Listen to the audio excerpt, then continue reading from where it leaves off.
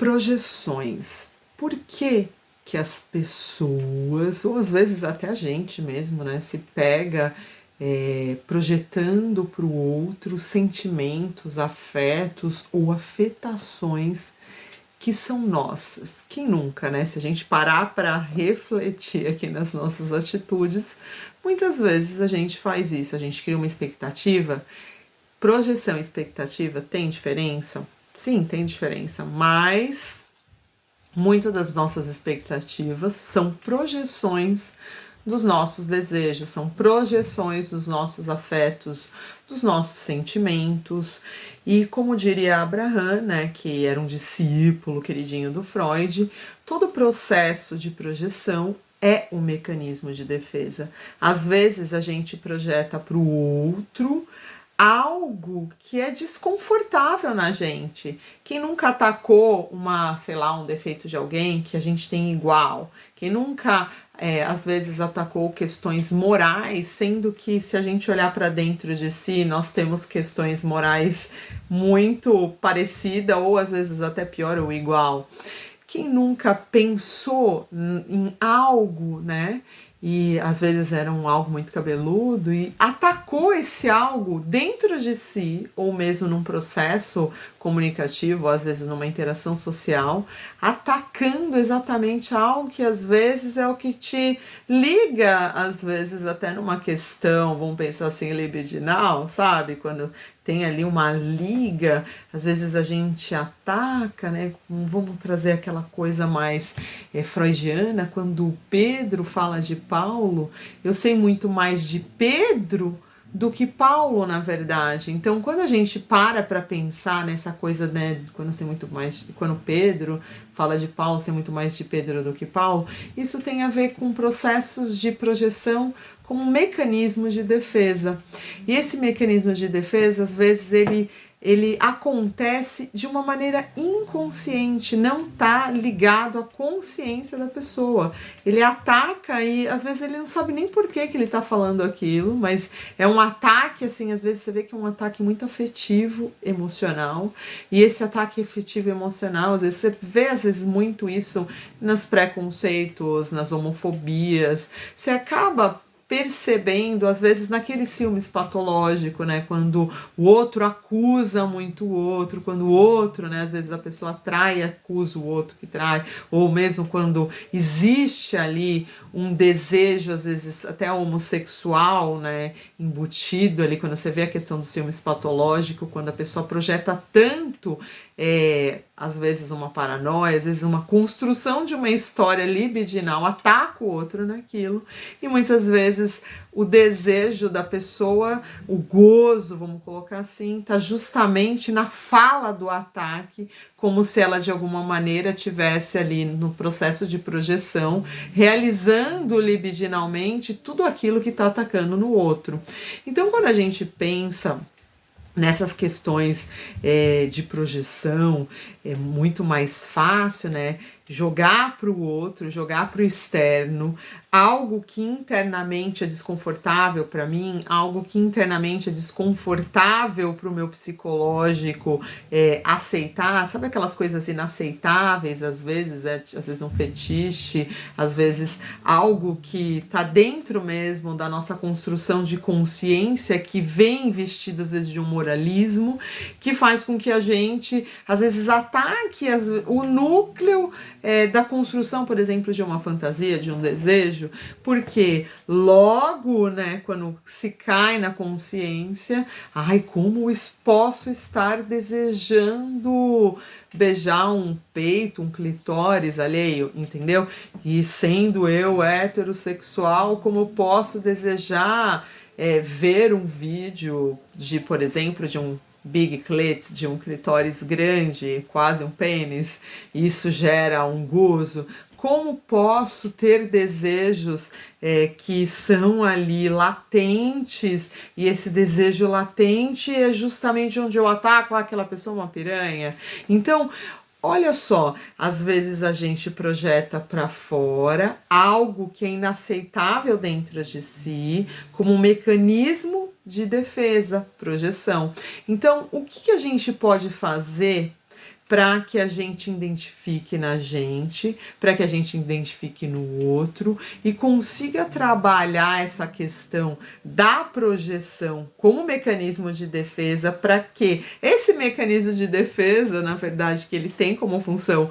a defesa, não seja um ataque à própria construção de vínculo com os outros e de construção mesmo de uma maturidade psicológica. Quando a gente pensa nisso, a gente tem que levar em consideração que se a gente está tratando o paciente, ou se a gente está tratando ou numa relação, né, amorosa, ou mesmo às vezes numa relação afetiva, de amizade, para que a gente não seja indelicado, né, para que a gente também não seja às vezes aquela pessoa chata que aponta o defeito, né? Porque a tendência quando você sabe algo, quando você, por exemplo, é um especialista, você acaba se tornando chato. Porque você acaba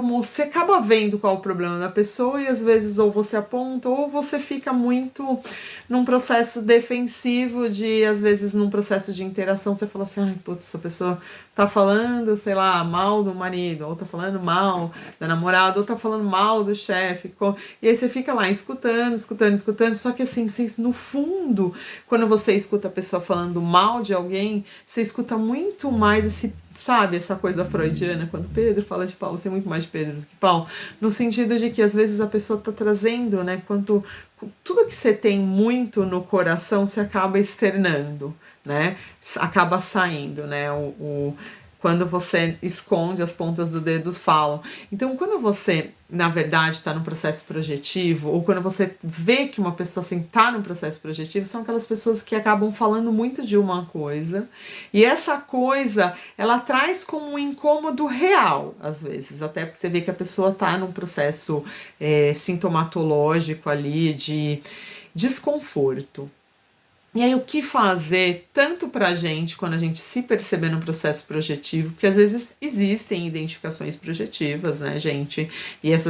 qual a diferença, né, da identificação projetiva da projeção como mecanismo de defesa? A identificação projetiva é quando a gente tem, às vezes, um ídolo, a gente tem sei lá, às vezes um gosto, algo que você tem ali no processo de identificação e você ali se projeta naquilo, às vezes você surfa naquela onda. Quando você está no processo de defesa projetiva, você normalmente acaba trazendo um sintoma, e esse sintoma é um sintoma de desconforto, é um sintoma às vezes de dor, é um sintoma às vezes de não conseguir lidar com uma conflitiva que às vezes está lá dentro, fazendo eco como uma coisa ressonante sabe, de ataque, né? Você vê a pessoa trazendo esse discurso do Pedro, né, que fala de Paulo, mas assim, e ela traz aquilo, o conteúdo dela é muito relevante, né, nesse sentido do ataque do outro, mas ela não percebe a irrelevância que ela tá dando para a fala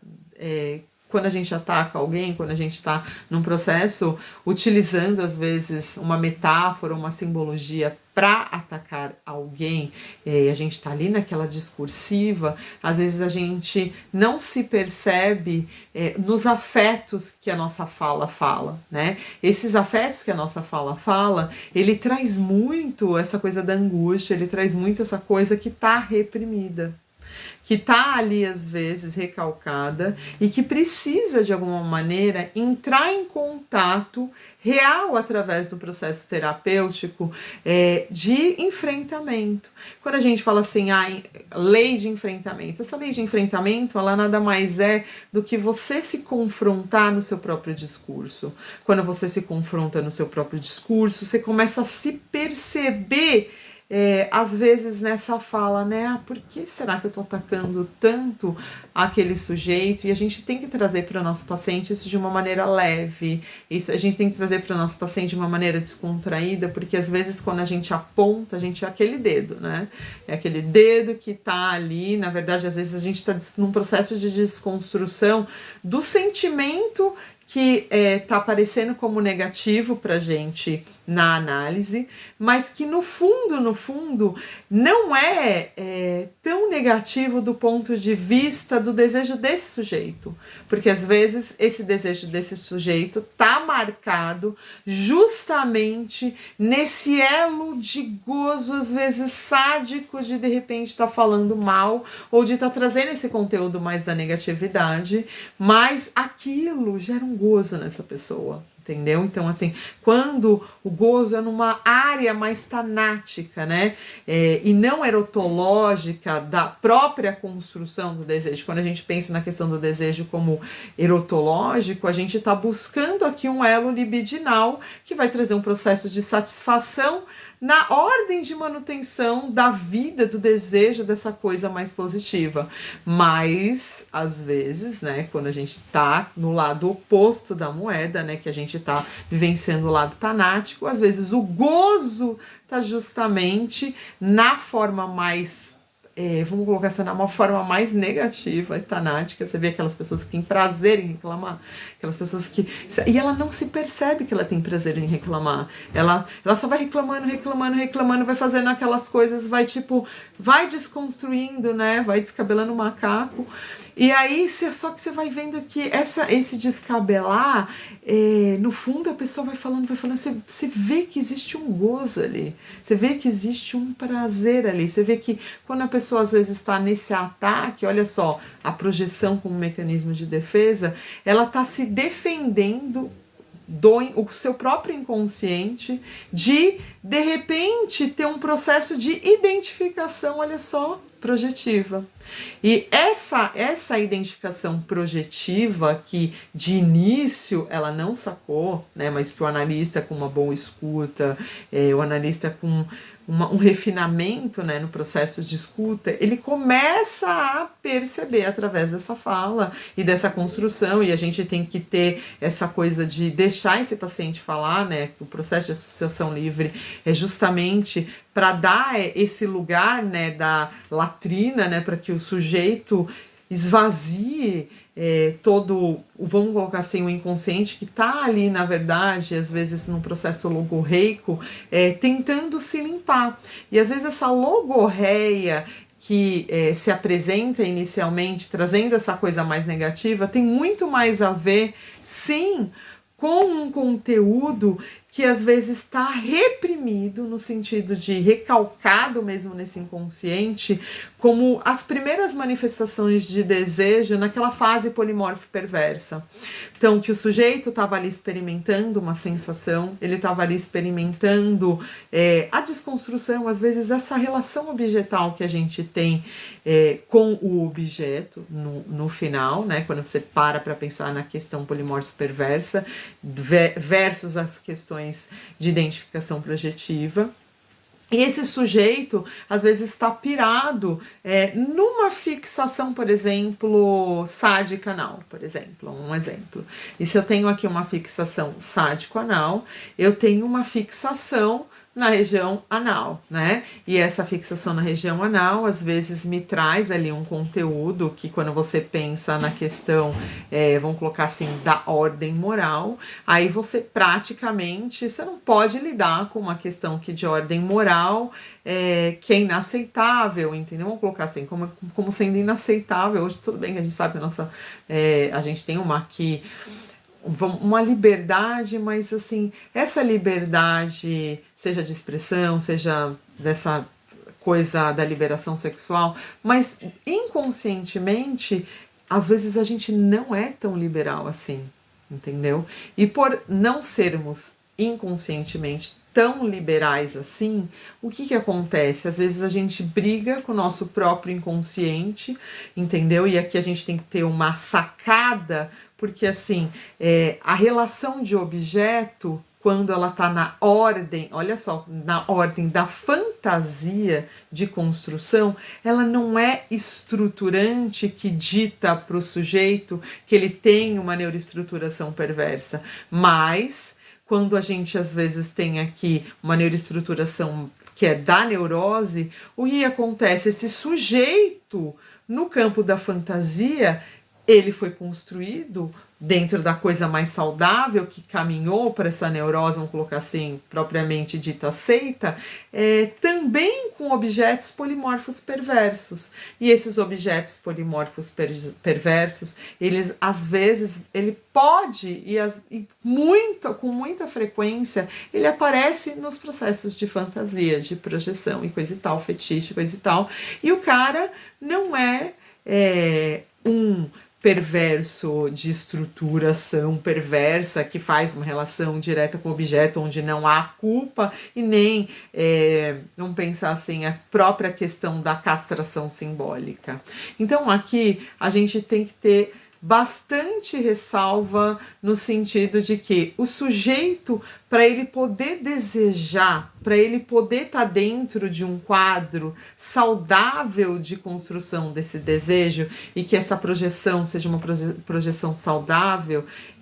ele tem que se permitir, ao mesmo tempo, fazer uma autoescuta, ou quando ele está em análise, ele começa junto com o analista, né? Um analista ético vai conduzir esse sujeito a fazer o processo de autoescuta, que é por isso que a análise, às vezes, ela demora um certo tempo, que para você começar a construir um processo de conscientização da consciência desse sujeito, leva-se um tempo, porque muitas vezes, didaticamente, esse sujeito não está apto a entender a verdade do inconsciente. Por isso que em algumas questões a gente sempre coloca assim que alguns pacientes vão fazem palestras, vão participar de fóruns de psicanálise, às vezes para a pessoa poder se integrar. O analista, ele não tem uma função educadora, né? Ele tá ali para escutar a angústia desse paciente, esse inconsciente que tá tentando sair às vezes de um processo ali de repressão, ele precisa se mostrar através da linguagem, da associação livre. Então, assim, o analista, ele pode até em algum momento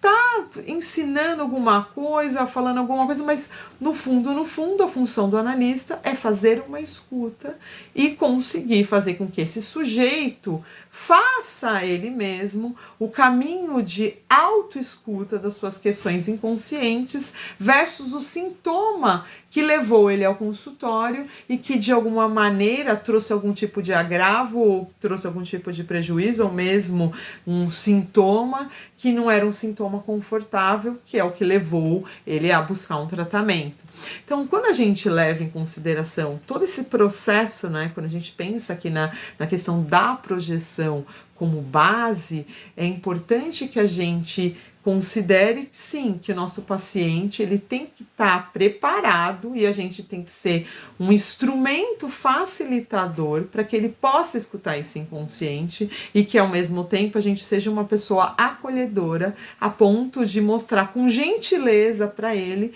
que às vezes ele está nesse processo, né? Quando Pedro fala de Paulo, sei muito mais de Pedro do que Paulo, no sentido que ele consiga decodificar e não se sinta ofendido às vezes com isso, porque quando a gente às vezes aponta de uma maneira muito sem técnica, a gente acaba até colocando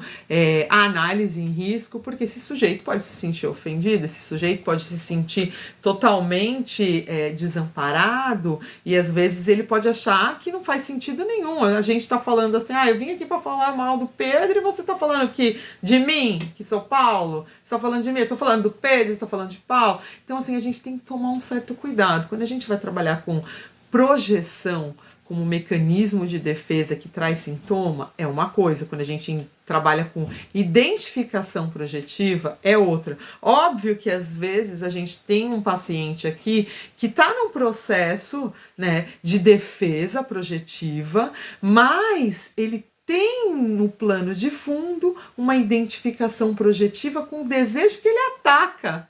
Só que ele não sabe. E aí, quando a gente vai tratar isso, a gente tem que ter aqui vamos colocar assim, dedos de cruzes de atenção para que a gente não seja essa cruz que vai colocar ali no vampiro e fazer ele virar uma cinza, entendeu? Então aqui a gente tem que ter um certo cuidado. Quando a gente fala de inconsciente, a gente tem que levar em consideração que a gente tem que ser um promotor, quase que uma pessoa responsável que tem a responsabilidade de ajudar esse paciente a identificar as questões do inconsciente dele, dos sentimentos negativos dele, desses pensamentos, às vezes negativos, desses afetos, né, que afetam, e considerando, primeiro, qual é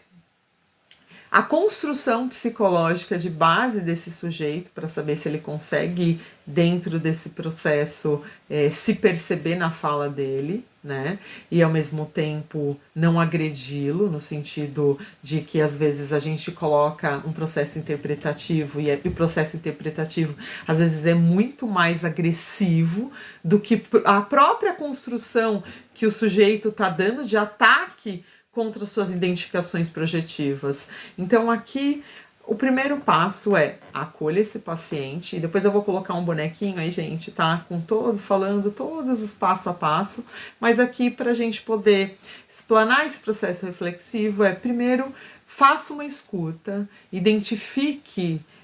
através de um processo, né, que a gente já sabe aqui no meu canal, de anamnese anatômico corporal, onde esse cara tá, né, nesse quesito. Aqui o principal, quando a gente pensa nas neuroestruturas, tipo, esse sujeito transita onde, né? Ele se percebe através do discurso que ele tá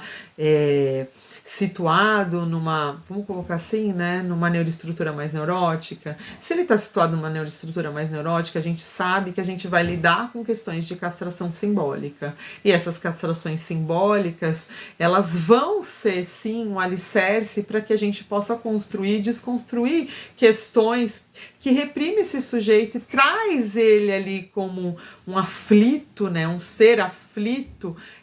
trazendo aqueles sintomas, às vezes projetando, aquela pessoa isso, aquela pessoa aquilo, ou tipo, sabe, aquelas pessoas que ficam falando mal,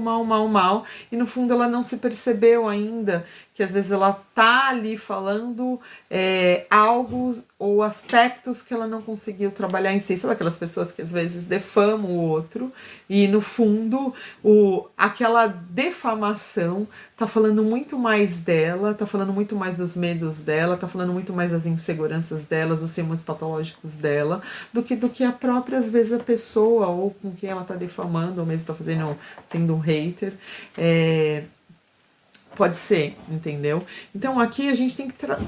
ter essa finesse para poder lidar com essa pessoa de uma maneira que seja uma maneira ética, que seja uma maneira acolhedora, seja uma maneira com que a pessoa se sinta confortável, que a pessoa sinta que ela tá ali, na verdade, para ser acolhida e ajudada e não julgada. Porque é muito fácil, às vezes, quando a gente escuta um discurso, quando a gente vê o paciente ali defamando ou falando trocentas coisas negativas de outro, ou mesmo fazendo esse processo de projeção para fora dos sentimentos, né, dos afetos ou dos desafetos, ou mesmo da afetação em outros. Só que quando ela faz esse processo de projeção dessa afetação em outro, ela tá falando muito mais do sintoma dela, que é o que tá ali, vamos colocar assim, oculto na fala dela, né? O que tá ali por detrás de todos esses discursos, é o que tá ali por detrás, né? Quando Pedro fala de Paulo ser muito mais de Pedro do que Paulo. Por quê? Porque na hora que ele projeta toda aquela angústia, toda aquela coisa, toda aquela percepção que ela tem do mundo de fora, a gente começa a perceber que a pessoa funciona daquela maneira, que ela ataca, só que imperceptivelmente ela constrói uma história dentro de si, entendeu? Que na verdade essa história tá falando muito mais do sintoma dela, de como ela não consegue lidar com esses sentimentos conflituosos, com esses sentimentos, ou mesmo com esses afetos, ou mesmo com processos de repressão que pode ter sido construída, sei lá, por aí, vamos colocar por essas crenças limitantes aí que todo mundo gosta de falar, ou mesmo que pode estar sendo construída por questões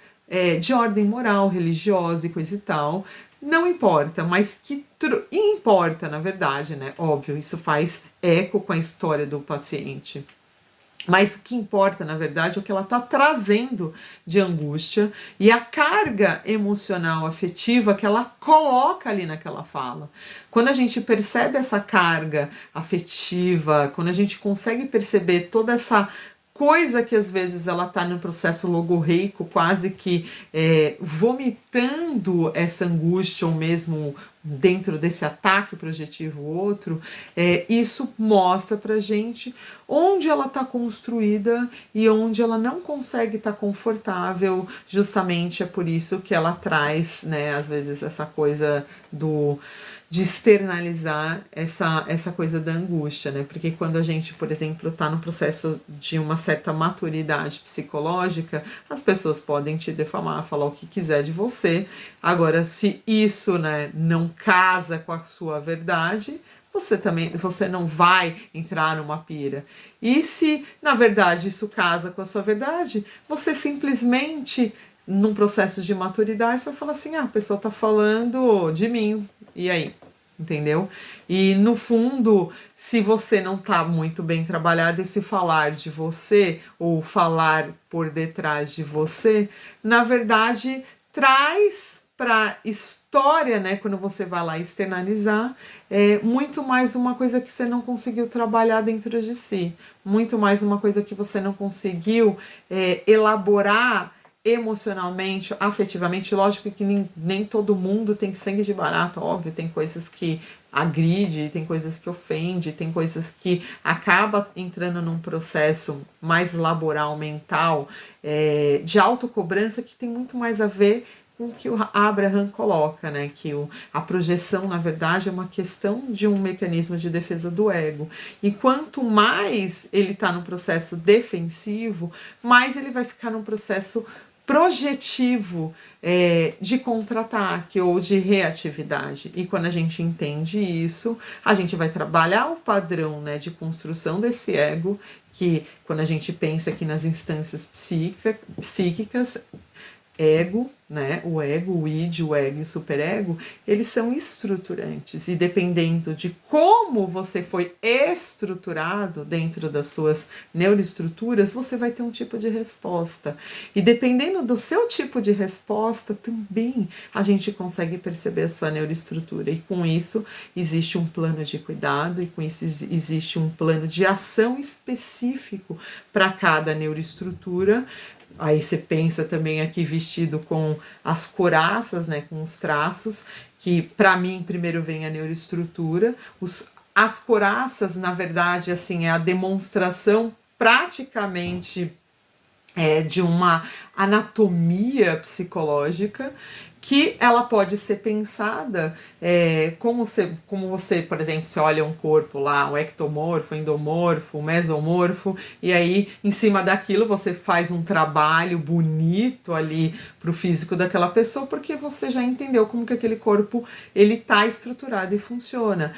A neuroestrutura, quando a gente pensa nas questões das neuroestruturas, a gente pensa justamente isso, que cada sujeito, dependendo do que ele foi neuroestruturado, ele vai ter um tipo de resposta. Óbvio que a gente tem aqui aqueles processos, né, dos traços psicológicos e coisa e tal, que acaba sendo um facilitador, né, no sentido de que quando a gente consegue ver uma coisa externada no corpo, mas quando a gente faz uma escuta psicanalítica, a gente vai mais profundamente, é como se a gente estivesse vendo uma pessoa de roupa, e quando os traços, tá? É como se a gente estivesse vendo uma pessoa de roupa, a gente vai dar uma descrição, aquela pessoa tem aquele tipo de elegância, ou aquela pessoa tem aquele tipo, sabe? E quando você faz uma escuta analítica e que você vai a fundo na neuroestruturação desse sujeito, a gente consegue sim ter aqui, olha só, quase que uma pessoa nua, e a gente consegue fazer um exame mais profundo da própria relação que a pessoa tem do corpo com a mente dela, e com isso a gente começa a entender, através de uma escuta de uma associação livre, né, aqui que a gente vai se aprofundar. No primeiro momento a gente faz esse olhar clínico, analítico, fazendo esse processo de anamnese. Num segundo momento, a gente está aqui escutando todos os processos de angústia desse paciente. E em cima desse escutar, né, que não é só ouvir, é um escutar, e ouvindo além esse inconsciente, a gente começa a entender que aquele arcabouço ali que está sendo apresentado, eu tenho aqui uma pessoa que tem bastante oralidade, eu tenho aqui uma pessoa com bastante rigidez, eu tenho aqui uma pessoa com bastante, vamos lá, psicopatia, esquizoidia, essas coisas e tal, aí que vocês já sabem. Mas, além dessa roupagem, o que eu tenho aqui por debaixo desse sujeito? Eu tenho um sujeito aqui que ele está estruturado aonde? Porque dependendo de onde ele está estruturado, o que esses traços, essas características vão marcar nesse sujeito. Porque se a gente não entende isso, a gente acaba tratando realmente como se fosse uma roupagem, as questões psicológicas. Troca dessa roupa aqui, ou você vai ficar com essa característica. Pensa aqui, você vai ficar com aquilo. Só que assim, quando você entende, putz, aqui esse corpo aqui, ele é ectomorfo, né? Esse corpo é mesomorfo, esse corpo aqui é endomorfo. Então, se eu sei disso internamente, eu vou conseguir melhor dar um resultado para esse sujeito na angústia ou na questão que ele está passando. Então, quando ele entende isso, quando a gente recebe um paciente, a gente fala assim, putz, esse paciente aqui, ele está neuroestruturado aqui, muito mais numa relação objetal, esse sujeito vai ter um resultado X vendo essas características que ele está vestido aqui nos seus traços. Esse paciente aqui que está que tem uma estruturação muito mais no processo de uma foraclusão e tem essa roupagem aqui dos traços, puta, o resultado do que a gente espera aqui no processo terapêutico vai ser esse. Quando esse sujeito aqui tá vestido, né, numa coisa muito mais da neurose e tem essa roupagem dos traços, o paciente vai caminhar para esse resultado. Então, assim, aqui a coisa fundamental, essência fundamental para você entender qualquer tipo de manifestação, às vezes até psicopatológica ou mesmo sintomatológica no sentido de angústia, de questão psicológica ou mesmo de afeto, quando a gente entende quem está na nossa frente, esse sujeito, através dos discursos, você vê olhando pelo físico, você já faz um diagnóstico, e escutando, você já faz uma aprofundidade desse diagnóstico, você consegue, na verdade, fazer um plano de cuidados e trazer esse sujeito para um próprio entendimento e se responsabilizar pelos seus sentimentos e comportamentos e começa a dar para o sujeito sabe, aqueles alicerces que ele precisa para poder lidar e reconhecer quais são os padrões de repetição, quais são as coisas que ele precisa se autoconscientizar para se tornar um sujeito melhor.